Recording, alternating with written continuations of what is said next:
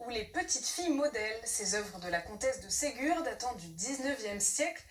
Mais est-ce que vous saviez que les personnages de Madeleine et Camille de Fleurville sont inspirés des petites filles de la comtesse elle-même qui ont vécu à Verfeil et en Haute-Garonne, et qui y sont enterrées? Aude Chéron et Robin Doro. Mes petites filles modèles ne sont pas une création. Elles existent bien réellement. Leur visage reste méconnu, mais les prénoms Madeleine et Camille évoquent pour l'éternité les petites filles modèles des romans de la comtesse de Ségur. Dans la vie réelle, les deux sœurs ont régulièrement séjourné à Verfeil et nourri la plume de leur grand-mère.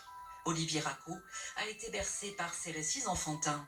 Il veille aujourd'hui sur cette mémoire à travers un musée où s'exposent photos de famille, livres et objets ayant appartenu aux deux enfants.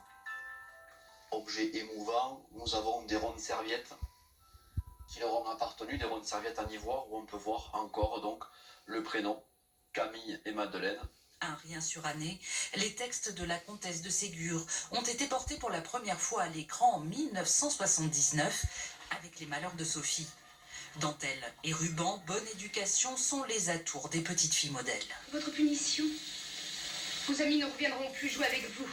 Et vous dînerez dans cet état, les cheveux en l'air, avec ses guenilles trempées. Camille et Madeleine étaient considérées par leur grand-mère, donc la comtesse de Ségur, comme des petites filles modèles, des modèles que toutes les petites filles devaient suivre, tant au niveau de la charité, de la pauvreté, de l'assistance aux pauvres, bien élevées, qui ne font pas de bêtises, au contraire de leur petite cousine Sophie.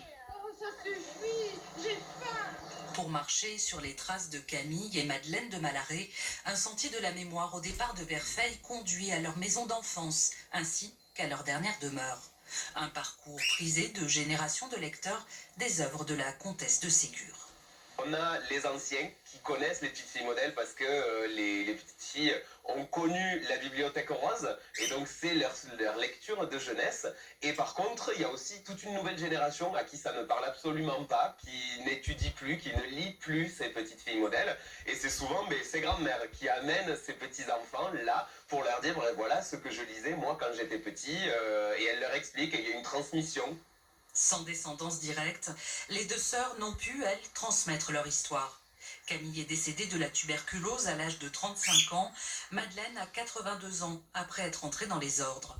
Mais les deux petites filles veillent toujours symboliquement sur la commune de leur enfance.